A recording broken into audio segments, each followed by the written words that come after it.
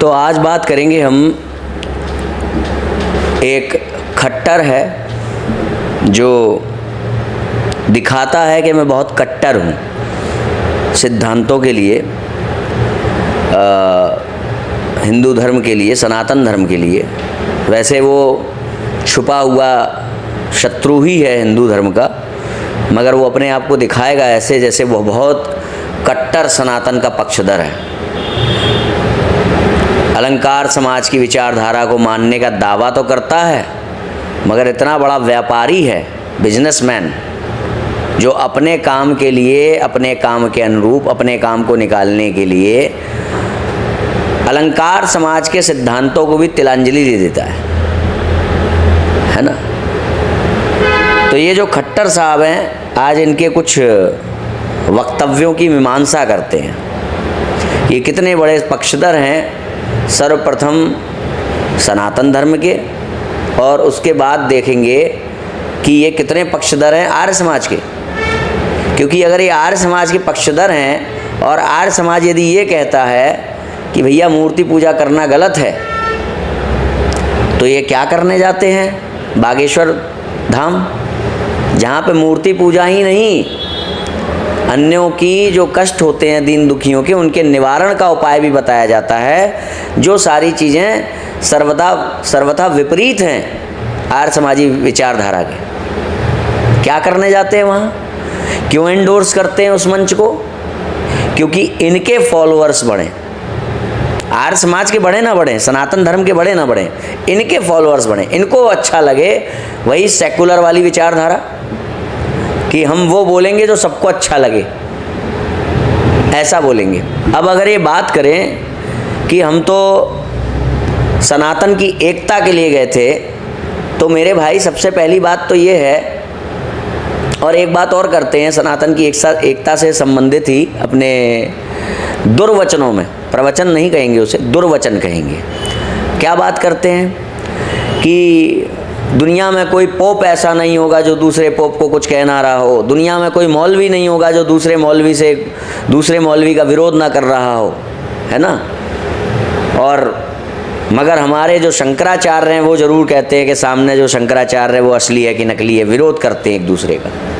तो इस विरोध से इनको बड़ी परेशानी है, और ये स्वयं भी ये दावा करते हैं कि भाई क्या कहते हैं, हम जो है बागेश्वर वालों का मंच जो साझा कर रहे हैं उनके साथ, तो मंच साझा करके वहाँ एंडोर्स कर रहे हैं सनातन की एकता को, है ना। और ये सनातन की एकता के लिए हम प्रतिबद्ध हैं, कार्यरत हैं, और हमसे बड़ा कट्टर कोई है नहीं साहब, ये समझ लो। क्योंकि आई एम द बिगेस्ट कट्टर, आई एम गौतम खट्टर, है ना। तो ये इनका चोंगा है। अब ये बात करते हैं सनातन की एकता की, जरा इसको देख ले, सनातन की एकता की बात कैसे करते हैं, और क्या बागेश्वर वालों के यहाँ जाकर के ये सनातन एकता को एंडोर्स कर रहे हैं कि नहीं कर रहे हैं। सबसे पहली बात की जाए कि ये जब भी कोई दार्शनिक या शैक्षणिक या धार्मिक दृष्टिकोण देना होता है समाज को, तो कहाँ से देते हैं? स्वामी दयानंद को एंडोर्स करते हैं। स्वामी दयानंद जी के लिए स्वामी दयानंद जी के द्वारा बताए गए जितने भी सिद्धांत हैं उनको प्रसारित करते हैं, प्रचारित करते हैं। स्वामी दयानंद जी के सिद्धांतों के बैनर तले चलते हुए ये सबके मंचों को साझा करते हैं, और उन मंचों से जुटी हुई जो इनके यहाँ की भीड़ होती है, वो भीड़ जब इनके पास आती है, तो जिन मंचों के द्वारा इन्होंने साझा किया था, जिन मंचों के द्वारा इन्होंने अपना प्रचार प्रसार किया था, उन्हीं मंचों के विरोध करने वाली किताब इनको पकड़ाते हैं। कौन सी? सत्यार्थ प्रकाश। सत्यार्थ प्रकाश की वास्तविकता पता है खट्टर साहब? क्या है सत्यार्थ प्रकाश की वास्तविकता? सुनो, तुम कितनी सनातन एकता की बातें करते हो। हमारे यहाँ पर आचार्य गणों के द्वारा बनाए गए जितने भी तीर्थ हैं या फिर जितने भी स्मारक हैं, स्मृति स्थल हैं, वहाँ पर ये होगा कि अगर आचार्य शंकर ने हराया होगा तो यहाँ पर बौद्धों को हराया होगा, यहाँ पे माता ने फलाने राक्षस का वध किया होगा, यहाँ पे भगवान का वो वाला अवतार हुआ होगा, उस अवतार ने जो है फलाने राक्षस का वध किया होगा। ये सब हमारे तीर्थ हैं, ये सब हमारे स्मृति स्थल हैं, ये सब हमारे स्मारक हैं। तुम्हारा तीर्थ क्या है पता है? काशी शास्त्रार्थ स्मृति स्थल। ये तुम्हारे अलंकार समाजियों का स्मारक है। ये शास्त्रार्थ में हराने का दावा तुम किसको करते हो? किसको हराने का दावा करते हो? मुस्लिमों को, ईसाइयों को, बौद्धों को, हिंदुओं को, उन्हीं भाइयों को जिनके साथ आज एकता निभाने का ड्रामा और पाखंड आज तुम कर रहे हो। जाओ जाके तोड़ दो अपना वो शास्त्रार्थ स्मृति स्थल, मारो उसमें 2-4 ईंटें, तब होगी हिंदू एकता। बात करते हैं सनातन की एकता की, तुम्हारी वजह से फूट पड़ी है सनातन में। परंपरा से चले आ रहे सिद्धांतों का तुम जैसे तुच्छ लोगों ने खंडन करने का प्रयास ना किया होता। अब तुम्हारा अस्तित्व किसके विरोध में? तुम्हारा अस्तित्व किस पे है? मुसलमानों से लड़ने में तुम्हारा अस्तित्व? तुम्हारा अस्तित्व है अपने हिंदुओं को हराने में। तुमने डंका पीटा कि हमने हिंदुओं को हरा दिया। हिंदुओं को नहीं हरा दिया। हिंदू तो तुम्हारे लिए चोर, लुटेरे, काफिर हैं, डाकू हैं। तुमने जो सनातन के पोप हैं, पंडे हैं, उनको हरा दिया। समझे? इसे कहते हैं नीचता की पराकाष्ठा। मुंह पे राम और बगल में छुरी। खुद सनातन को तोड़ने वाले एक नंबर के आज चले हैं सनातन एकता की बातें करने। तुम्हारा तो अस्तित्व सनातन को तोड़ने के रूप में है। क्या है हमारा स्मृति स्थल? काशी शास्त्रार्थ स्मृति स्थल। किसको हराने का दावा है? सनातनियों को, हिंदुओं को शास्त्रार्थ में हरा दिया भाई। मूर्ति पूजा में जवाब नहीं दे पाए वो लोग। अरे क्या फायदा है क्या फायदा मुसलमानों से लड़कर, जब मूर्ति पूजा करने वाले मंदिर को तुम खुद ताला लगवा देना चाहते हो। सनातन एकता की बातें करते हो मंचों से, और वहीं पर खुद ही कहते हो कि सनातन धर्म की जो जिसके कंधों पर नींव है शंकराचार्य, उसी को क्रिटिसाइज करते हो। खुद ही कह रहे हो कि उनके कंधों पर नींव है सनातन धर्म की। क्योंकि क्रिटिसाइज करना है, क्योंकि अपना महिमा मंडन करना है, क्योंकि बहुत बड़ा दृश्य दिखाना है, इसलिए आवश्यकता पड़ने पर शंकराचार्य का आलंबन भी ले लेंगे। जब साईं की मूर्ति का खंडन करना होगा तो कह देंगे हमारे शंकराचार्य नहीं मानते तो हम क्यों माने। फिर शंकराचार्य के भी सिद्धांतों का खंडन कर देंगे। फिर हम आर्य समाजी बन जाएंगे, अलंकारी बन जाएंगे, और फिर बागेश्वर वालों के यहाँ जाकर के हम अलंकार समाज का भी खंडन कर देंगे। और क्या बन जाएंगे? व्यापारी, ढोंगी, पाखंडी। मैं असली शंकराचार्य हूं कि तू असली शंकराचार्य है? हम सोच करके देखें हम कौन से पायदान पर आकर के खड़े हो गए। दुनिया का कोई मौलाना ये नहीं कह रहा कि ये जो सामने मौलाना बैठा है ये नकली मौलाना है। दुनिया का कोई सैयद ये नहीं कह रहा ये सैयद झूठा है। दुनिया का कोई भी मौलवी, कोई भी मुकर्रम, कोई भी बारी ये नहीं कह रहा कि ये वाला मौलवी फर्जी है। सबसे पहले तो ये दावा करते हैं कि हम सनातन एकता के लिए कार्यरत हैं, इसलिए हमें शंकराचार्य का दूसरे शंकराचार्य को कुछ कहना गलत लगता है। और दुनिया में कोई पोप और इस्लाम को मानने वाला उनके यहाँ का जो पुजारी है, मौलवी कहते हैं जिसे, वो ऐसा नहीं है जो दूसरे मौलवी का खंडन करता हो। मगर सबसे बड़ी बात यह है कि ये स्वयं को मौलवी तो समझते हैं ना। अगर इस्लामिक भाषा में बताया जाए, जैसे ये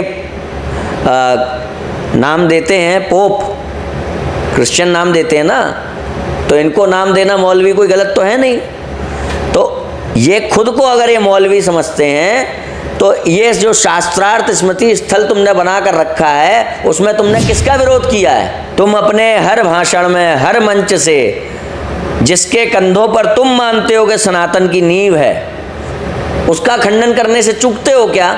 तो कर तो तुम भी वही रहे हो जिसके लिए तुम किसी और को क्रिटिसाइज कर रहे हो, विरोध ही तो कर रहे हो तुम, और फिर सनातन एकता की बातें करते हो। जिन बागेश्वर वालों के यहाँ तुम जाते हो, मंच साझा करते हो, तुमको वहाँ मौका मिल जाता है मंच साझा करने का, सुर्खियाँ बटोरने का, हाँ, वो बागेश्वर वाले किसको मानते हैं? हनुमान जी को। और तुम कितने अपमान सूचक शब्दों में हनुमान, जो मूल सनातनी है, परंपरा प्राप्त सनातनी है, उनके द्वारा पूजित होने वाले हनुमान जी के लिए तुम किस प्रकार से बातें करते हो?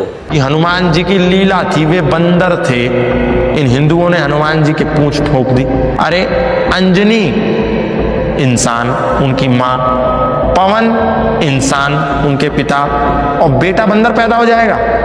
दुनिया में कहीं ऐसा होता है कि अनसाइंटिफिक बातों को क्यों लीला का नाम देकर ये हिंदू लोग स्वीकृति देते? जो उनके इष्ट है उनके लिए किस प्रकार से बातें करते हो कि हनुमान जी की माता जो है वो थी मनुष्य, पिता मनुष्य थे, हाँ, उनका बेटा वानर कैसे हो जाएगा? हिंदुओं ने पूंछ ठोक दी हनुमान जी में। जब तिब्बत में आलू के रूप में मनुष्यों का उत्पन्न होना मानते हो, तब साइंस की याद नहीं आती? मगर तुम्हारे सनातनी भाई हनुमान जी को जिस स्वरूप में पूजते हैं, उस स्वरूप का अपमान जरूर करोगे साइंस के नाम पे। ना तुम्हें तब साइंस याद आएगी, ना तुम्हें तब सनातन एकता याद आएगी। ये है तुम्हारा दोगलापन, ये है नीचता की पराकाष्ठा। कृष्ण ने उपजा के साथ संभोग किया। भागवत प्रथम संबंध से कृष्ण की मामी राधा, द्वितीय संबंध से कृष्ण की पुत्री राधा, तृतीय संबंध से कृष्ण की बहन राधा। यहां कहीं पर भी किसी भी पुराण में हमको यह देखने को नहीं मिला कि कृष्ण की प्रेमिका राधा। तो हम क्यों कह रहे हैं? अगर आप इस प्रमाण को माने तो कृष्ण का राधा के साथ ये संबंध है, 3 संबंध जो मैंने बताए।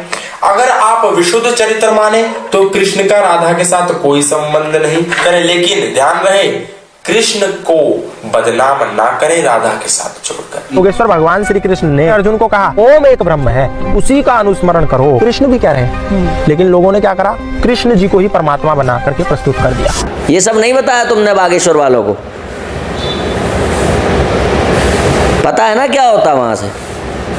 भगा भगा के जूते मारे जाते वहां, ये सब देख लेते तो। राधा और कृष्ण के लिए क्या क्या बोलते हो, ये सब बताया था तुमने बागेश्वर वालों को अपने बारे में? कुब्जा के साथ संभोग किया, हिंदू का अर्थ है चोर, लुटेरा, काफिर, डाकू। बागेश्वर वालों ने जिन शंकराचार्य का तुम ये कहते हुए विरोध कर रहे हो कि शंकराचार्य एक दूसरे का विरोध करते हैं, बागेश्वर वालों ने कहा कि मुझे जो है हिंदू राष्ट्र का उद्घोष है, ये पुरी के शंकराचार्य जी से मिला है। भारत हिंदू राष्ट्र की। अभी एक राज की बात पता है तुम लोगों को हमारी? पूछो क्या? जोर से पूछो। जो हमने हिंदू राष्ट्र का संकल्प लिया था वो इन्हीं महापुरुष के चरणों के प्रताप से लिया था। जो हमने संकल्प ठाना है कि हर हाल में अपने भारत को हिंदू राष्ट्र बनाना है, परम पूज्य शंकराचार्य भगवान जी का ही संकल्प। सबसे पहली बात तो यहां से बागेश्वर वाले हिंदू शब्द के समर्थक हो गए। तुम हो समर्थक? तुम्हारे अनुसार तो चोर, लुटेरा, काफिर, डाकू हिंदू जो नाम है ये नाम थोपा हुआ है, और इसको आज हमने एक स्टैंप के रूप में स्वीकार कर लिया कि हिंदू धर्म। ये कहीं नहीं है। हिंदू को आप उर्दू डिक्शनरी में देखेंगे, अरबी डिक्शनरी में देखेंगे, फारसी डिक्शनरी में देखेंगे तो उसका अर्थ है काला, चोर, लुटेरा। काली आज के वर्तमान दौर में तो आज भी शंकराचार्य ये कह करके उनका विरोध कर रहे हैं कि हम इसके घर का पानी नहीं पिएंगे क्योंकि ये ब्राह्मण होकर के शूद्रों को गले लगा रहा है। अरे बताना है तो ये भी बताओ ना कि पुरी के शंकराचार्य बागेश्वर वालों के मंच पर 3 दिन तक प्रवचन देते हैं, वहां पर डोम की कथा सुनाते हैं, शूद्रों को अपना छोटा भाई बताते हैं। ये नहीं बताओगे कि वहां पर लाखों हजारों लोग जो सुनने वाले थे प्रवचन, उनमें से किसी से ये नहीं पूछा गया कि तुम शूद्र हो इसलिए तुम प्रवचन नहीं सुन सकते? तुम ये सब क्यों बताओगे? क्योंकि तुम्हें तो शूद्रों के अस्तित्व से ही नफरत है। स्वामी श्री करपात्री जी महाभाग का देहावसान हुआ। हमारे पूर्वाचार्य सोनामधन निरंजन देवते जी महाराज उनके शरीर को गंगा जी में विसर्जन करने के लिए आए। उन दिनों में शंकराचार्य नहीं था। एक स्टीमर पर ऊपर गद्दी बना के बैठा हुआ व्यक्ति बोला, हे शंकराचार्य सावधान। महाराज तो राजस्थान परंपरा के, गुजरात परंपरा के थे, वो तो एकदम। फिर कौन है ये स्टीमर पर बैठा बड़े ऊंचे डोम राजा, आज आ जाओ लाडले प्यारे आ जाओ, क्या चाहते हो? मुझे टैक्स दिए बिना आप करपात्री महाराज के शरीर को प्रभावित नहीं कर सकते। मैं डोम राजा हूँ, सच्ची घटना मेरी आंखों से। क्या चाहते हो भैया? बेटा स्वामी करपात्री महाराज के गले की एक माला दे दीजिए, टैक्स तो मुझे चाहिए। उन्होंने कहा देखो बात यह है कि जो भी माला पहनते थे सब माला उनके गले में डाल दी गई, आपस में विप्लव हो जाएगा। कुछ और अपने गले की माला दे दीजिए। मतलब छोटा भाई है, महाराज ने बड़े प्रेम से अपने गले की माला पहनाई। अब कहा मेरी अनुमति है, प्रवाहित कीजिए। भैया डोम राजा क्या उनका सम्मान हुआ या निस्ने हुआ? उसने भी क्या कहा, रुपये पैसे नहीं, स्वामी करपात्री महाराज के शरीर से संलग्न माला दे दीजिए। वो न देना चाहें तो अपने गले की माला दे दीजिए। कृपया अब अनुमति है, प्रवाहित कीजिए, यह हमारे यहाँ सम्मान। शूद्रों के अस्तित्व से ही आपत्ति है, क्योंकि शूद्र तो तुम्हारे लिए अनार्य हैं, मूर्ख हैं। शूद्र होना ही नहीं चाहिए इस दुनिया में कोई। इतनी नफरत है शूद्रों से। लोगों के मन में जहर भरने वालों, तुमने मनगढ़ंत रूप से यह दावा तो कर दिया कि तुम्हारे सद्दानंद जब घर वापसी करा रहे थे तो उनकी निंदा की थी शंकराचार्यों ने। तुम्हारे अंदर यह बताने का साहस नहीं आया कि जब बागेश्वर वालों के लिए शंकराचार्य जी से पूछा जाता है कि बागेश्वर वाले घर वापसी करवा रहे हैं लोगों की, तो उस संबंध में आपका क्या कहना है?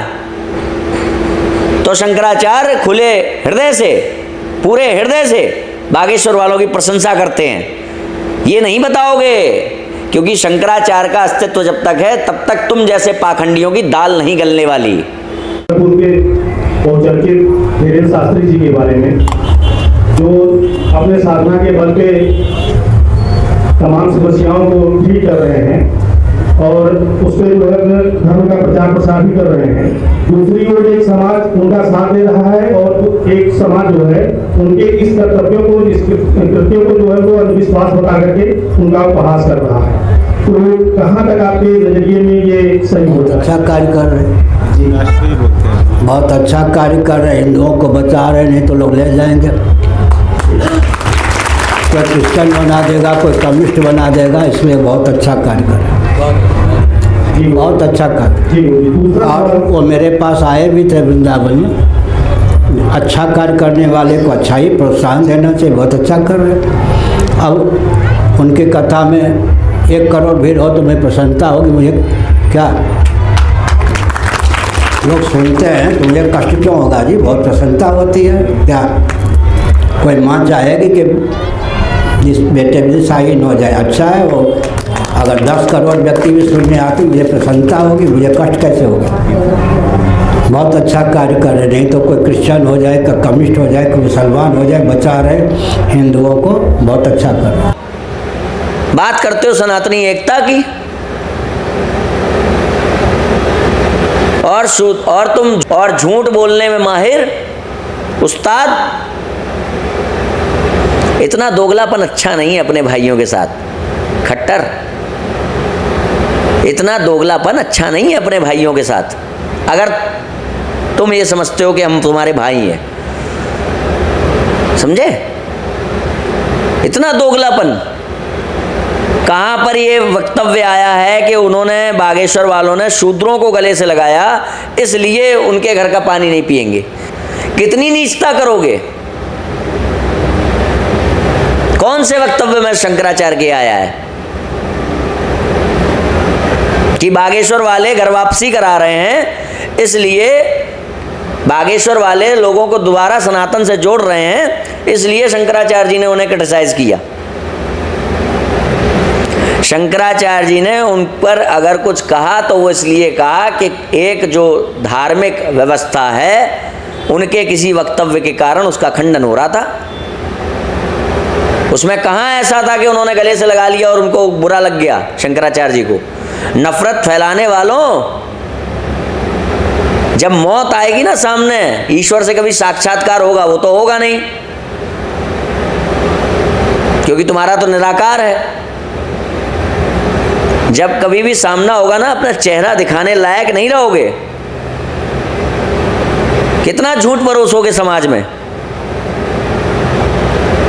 क्या शंकराचार्य ने बागेश्वर वालों के लिए इसलिए कहा था कि हम नहीं जाएंगे उसके घर क्योंकि वो शूद्रों से गले मिलता है? झूठ क्यों बोलते हो यार, सच्ची बात करो ना, क्योंकि सच के साथ चलेंगे तो हार जाएंगे। अपना परचम दूसरा काशी शास्त्रार्थ स्मृति स्थल नहीं बना पाएंगे, झूठे दावों से भरा हुआ। और स्मृति स्थल शास्त्रार्थ का नहीं बनाएंगे तो और किसका बनाएंगे? परमात्मा हमारा निराकार है, तो उसके तो विग्रह हम लगा नहीं सकते। कोई स्मृति स्थल या कोई तीर्थ हम बना लें, तो यही हमारा तीर्थ है जहां हमने अपने भाइयों को हराने का हमने दावा करते हैं। दावा झूठा, क्योंकि ईश्वर हमारा बाधित है, तो हम अबाध्य ईश्वर की पूजा करने वालों को कहां से परास्त कर देंगे शास्त्रार्थ में? हाँ, झूठा शास्त्रार्थ स्मृति स्थल जरूर बना देंगे। जिसका अपना अस्तित्व अपने ही भाइयों से लड़ने पर खड़ा हुआ है, वो बात करता है कि मैं सनातन एकता की बात करता हूं। ये सब अपनी सच्चाइयां, राधा जी के बारे में क्या बोलते हो, कृष्ण कुब्जा समागम के बारे में तुम क्या बोलते हो, हनुमान जी के पूंछ घुसेड़ दी, हिंदू का अर्थ, ये सब बोलते ना वहां मंच से, क्यों नहीं बोला था? जूते मार मार के भगाए जाते वहां से। और सुन, जो शंकराचार्य की तू बात करे, शंकराचार्य ने जो बोला ना, छाती ठोक के बोला, उसके बाद भी वही बागेश्वर वाले उनके चरण छूने गए कुंभ के मेले में, तुम्हारे जैसों के नहीं। क्यों गए? क्योंकि सैद्धांतिक तौर पर वो किसी के अनुगत हैं, तो शंकराचार्य के अनुगत हैं। और जब उन्हें पता लगा कि सैद्धांतिक तौर पर हमारे कुछ वक्तव्य ऐसे हो गए जिनका अर्थ कुछ ऐसा निकल रहा है, भले ही उनकी मनसा ना हो, मगर जिनका अर्थ कुछ ऐसा निकल रहा है प्रासंगिक स्थितियों के अनुसार, जिसमें कि सार्वभौम सिद्धांतों का खंडन हो रहा है, तो उन्होंने उस चीज को स्वीकार किया। उन्होंने तो कोई वक्तव्य जारी नहीं कर दिया।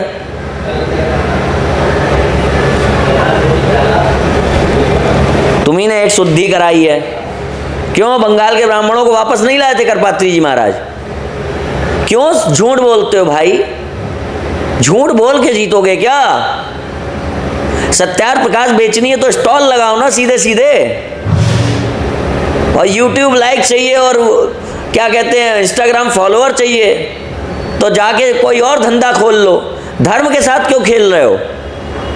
कोई फैक्ट है तुम्हारे पास कि कभी किसी मुल्ला ने दूसरे मुल्ला को कुछ नहीं कहा, कभी किसी पोप ने दूसरे पोप को कुछ नहीं कहा? अरे वो छोड़ो, सनातन धर्म में रहते हुए तुमने शंकराचार्य को कितनी बार क्या क्या नहीं कहा है, तुमने और तुम्हारे लोगों ने? क्यों कहते हो फिर? छोड़ दो क्रिटिसाइज करना, वो भी छोड़ दो। आर्य समाजी होते हुए तुम लोग खुद एक दूसरे को कितना कोसते हो, उसको नहीं देखा? लज्जा नहीं आई फिर ये कहते हुए? शर्म नहीं आई? अबे झूठ के पुतले हो क्या तुम? शूद्र को गले से लगा लिया। जिस राधा और कृष्ण की तुम बुराई करते थकते नहीं हो ना, उन्हीं के नाम से चलने वाले अनिरुद्धाचार्य जी के भंडारों में तुम्हारे यहाँ का जाकर व्यक्ति भोजन पाता है। उससे नहीं पूछा जाता कि तुम शूद्र हो कि नहीं हो, प्रश्न करता है। उससे नहीं पूछा जाता कि इसको माइक देना है कि नहीं देना है। शर्म करो। सनातनियों के पीठ में छुरा घोंप घोंप के अपना अस्तित्व तैयार करने वाले, अरे तुम तो इतने गलीच हो कि जिस अलंकार समाज की विचारधारा के नाम पे तुमने ये सब किया, उस अलंकार समाज की भी पीठ में तुम छुरा घोंपते हो। पराकाष्ठा नीचता की तुमने क्यों नहीं बताया? जब साईं के बारे में तुमसे प्रश्न किया गया कि साईं की मूर्ति जो है, साईं भगवान की पूजा होती है, साईं को भगवान माना जाता है, भगवान है कि नहीं, तुमने वहां क्यों नहीं बोला भगवान का कोई अवतार हो ही नहीं सकता? वहां ये क्यों बोला शंकराचार्य नहीं मानते? क्या आप साईं बाबा को भगवान मानते? हमारे शंकराचार्य नहीं मानते, हमारे धर्माचार्य नहीं मानते। साईं बाबा एक महात्मा हो सकते हैं, एक फकीर हो सकते हैं, एक संत हो सकते हैं, और भगवान नहीं हो सकते। ये है तुम्हारा बिजनेस माइंड, समझे? निर्लज। देखना अपना चेहरा एक बार जा करके दर्पण में और पूछना अपने आप से सवाल, क्या कर रहा हूं मैं? झूठ की राजनीति, ये हैं धर्म के मर्मज्ञ, ये हैं धर्म के इन्फ्लुएंसर। तुम्हारे जैसे लोग बनाएंगे राम राज्य, तुम्हारे जैसे लोग करने में सहायता करेंगे धर्म संस्थापना। तुम्हारे जैसे लोग केवल स्टॉल लगाने में काम आएंगे, तुम्हारे जैसे लोग केवल भीड़ बढ़ाने में काम आएंगे, तुम्हारे जैसे लोग केवल अपनी फॉलोअरशिप बढ़ाने में काम आएंगे, व्यूज बढ़ाने में काम आएंगे। कोई शंकराचार्य दूसरे शंकराचार्य का खंडन ना करे, भले ही जिसको अद्वैत का आ भी ना आता हो, वो अधोक्षजानंद क्यों ना हो,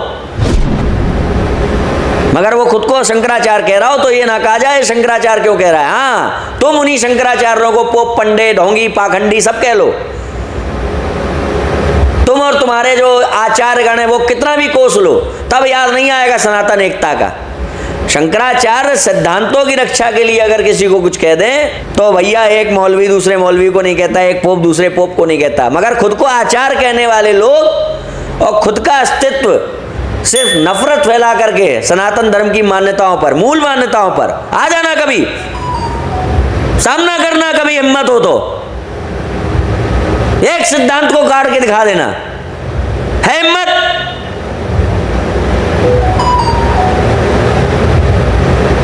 केवल मूल मान्यताओं पर प्रहार करने के रूप में अस्तित्व जिनका खड़ा हुआ है वो, और स्वयं को आचार्य कहने वाले वही, अपने धर्म की नींव जिसके कंधों पर है, तुम्हारे अनुसार उसका खंडन करने से नहीं चूकते हैं, उसको क्रिटिसाइज करने से नहीं चूकते हैं, हाँ? उसकी बुराई करने से नहीं चूकते हैं। बुराई, यही शब्द कहूंगा मैं, यही है तुम्हारे जैसे लोगों के लिए उपयुक्त शब्द। अच्छे शब्द के योग्य भी नहीं हो तुम। निंदा शब्द का उपयोग नहीं करूंगा तुम्हारे जैसों के लिए कि तुम लोग निंदा करते हो, वो भी उच्च कोटि का शब्द है। बुराई करते हो तुम, केवल बुराई, तुम जैसे लोग बुराई करते हो और बुराई फैलाते हो। शूद्रों से गले, अरे तुम्हारे हिसाब से तो शूद्रों का अस्तित्व ही नहीं है। आर्य समाज में कितने शूद्र हैं? तुमने शूद्र को गले कब लगा लिया भाई? तुम तो शूद्र का नाम मिटा देना चाहते हो इस दुनिया से। तुम्हारे हिसाब से तो शूद्र होता है अनार्य और तुम्हारा है आर्य समाज। तुम्हारे हिसाब से तो शूद्र का अर्थ होता है मूर्ख।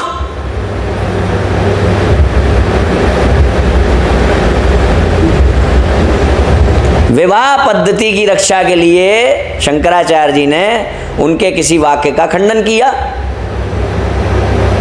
और शास्त्रोक्त बात में किया। आओ ना सामने। और जब उनको पता लगा, हालांकि उनकी मंशा भी ऐसी नहीं थी कि किसी सनातन सिद्धांत का खंडन हो जाए, मगर जब उनको पता लगा तो वो शांत रहे। और उसके बाद भी शंकराचार्य की शरणागति उन्होंने ली। ऐसा तो नहीं है उसके बाद उन्होंने कह दिया कि हम नहीं जाएंगे उनके पास।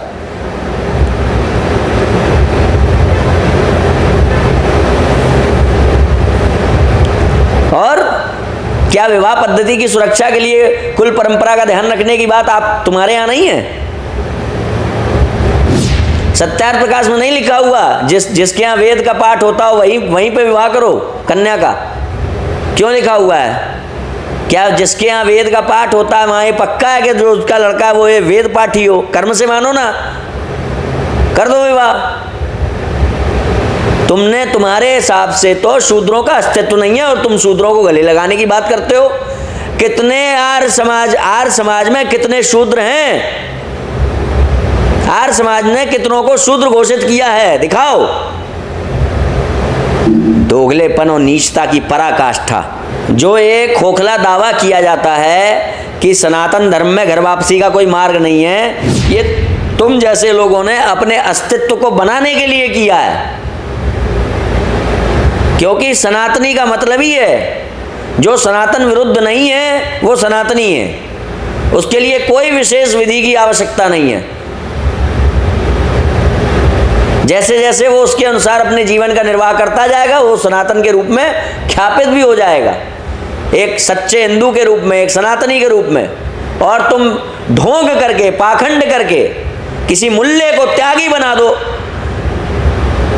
वो भी कई जन्मों में एक सच्चे हिंदू के रूप में नहीं जाना जाएगा। समझ में आ रहा है? नाथ परंपरा में मुस्लिम कुल में जन्मे और वो गुरु के रूप में पूजित होते हैं। जाओ देख लो जा करके, ना जाने ऐसे कितने लोग हैं। कोई आडंबर की आवश्यकता नहीं पड़ी, किसी विधि विधान की आवश्यकता नहीं पड़ी।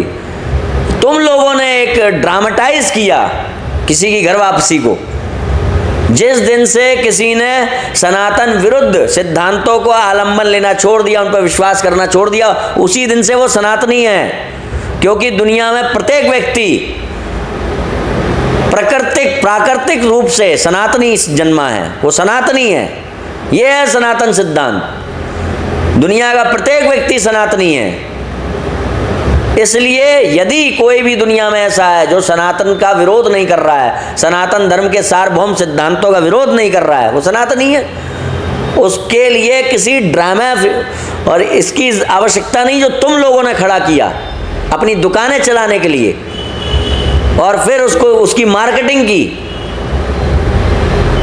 कि देखो देखो हम घर वापसी करा रहे हैं। क्योंकि तुम्हारे पास अपनी मार्केटिंग का और कुछ तो है नहीं। जो तुम नकली कृष्ण बना के नकली राधा ही बना लो और पे हरे कृष्ण करवाओ, उतना भी नहीं तुम्हारे पास। तो कैसे करें मार्केटिंग भाई? वहाँ तो तब भी मार्केटिंग के लिए कुछ है ना, विग्रह तो है ना, चित्र तो है ना। तुम्हारे पास तो वो भी नहीं है, तो तुम अपनी मार्केटिंग ऐसे ही करोगे। काशी शास्त्रार्थ स्मृति स्थल और घर वापसी अभियान, शुद्धि आंदोलन, इन सब से करोगे।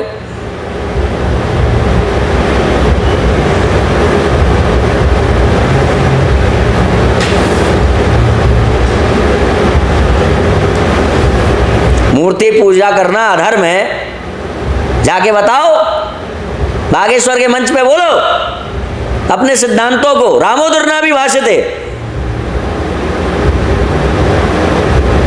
क्यों नहीं बोलते?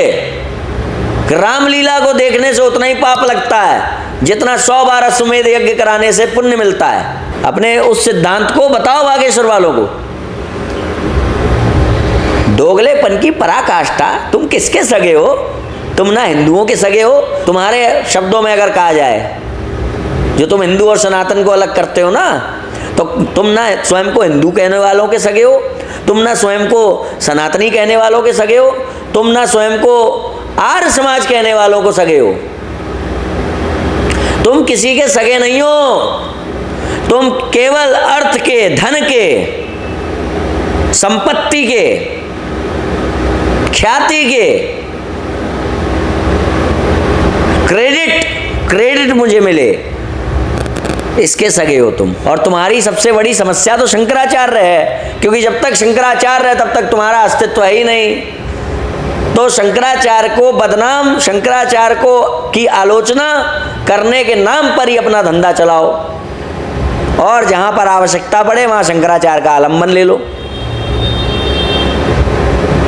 इसको कहते हैं पाखंडी। तुम आर्य समाजी भी नहीं हो, निकृष्ट व्यक्ति।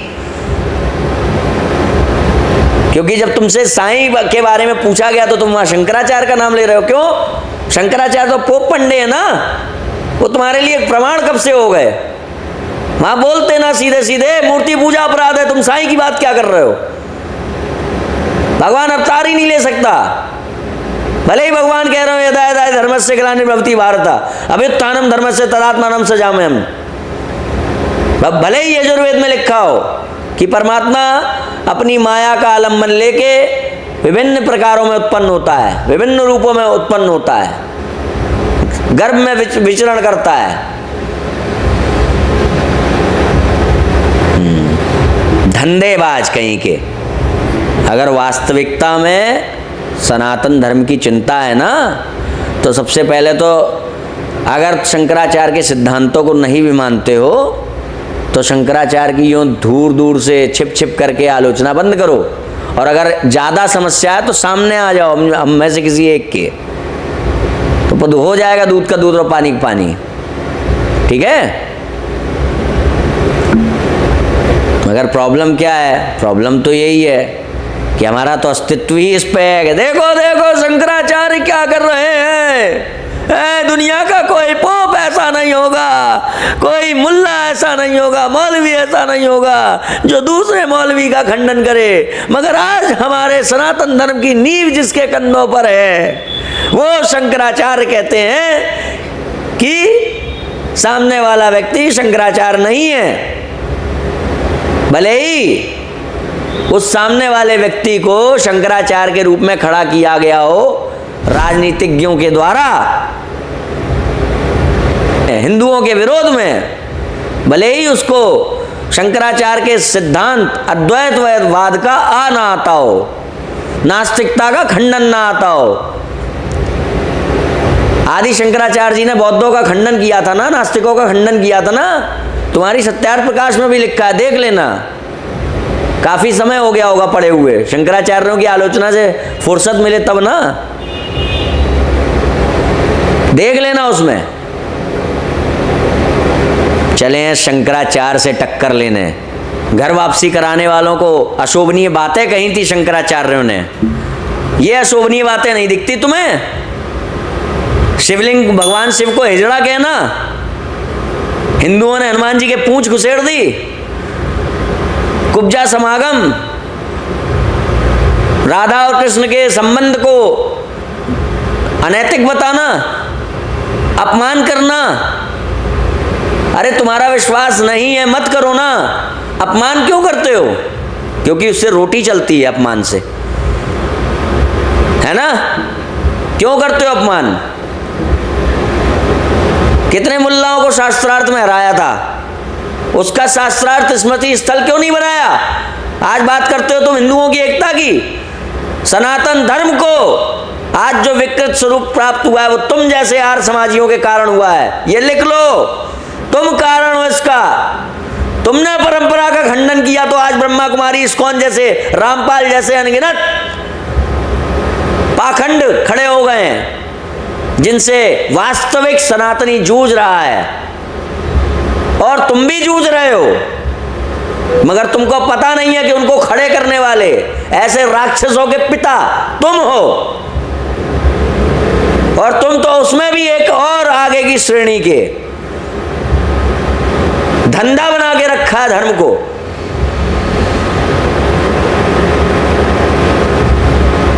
शंकराचार्य हमारे लिए प्रमाण नहीं है, मगर जहां पे हमें सुर्खियां बटोरनी होंगी, साईं की मूर्ति का खंडन करना होगा, वहां शंकराचार्य का नाम लेंगे। फिर जहां हमें हिंदू एकता दिखानी होगी वहां हम बागेश्वर वालों के मंच पे जाएंगे। फिर हम बागेश्वर वालों का, शंकराचार्य दोनों का खंडन करेंगे। बागेश्वर वाले जिसकी पूजा करते हैं उसका अपमान करेंगे। शूद्रों की रक्षा की बात करते हैं मगर शूद्रों का अस्तित्व मिटा देंगे। शंकराचार्य को हम सनातन धर्म की नींव मानते हैं, मगर शंकराचार्य की हर कदम पे, हर मंच से आलोचना आलोचना आलोचना। और समय आने पर हमारे समाज के सिद्धांतों को भी साइड में करते हुए अनेकानेक ऐसी बातें कर देंगे जिसमें अलंकार समाज का ही विरोध होता हो, आर्य समाज का ही विरोध होता हो। क्योंकि हम धर्म के धंधेबाज हैं, धर्म के धंधेबाज। आना कभी सामने, बात करना, बात। ये दृश्य जो बनाया हुआ है ना तुमने फिल्मी अंदाज में, बदल जाएगा। समझ में आ रहा है? बदल जाएगा ये दृश्य। जय श्री राम।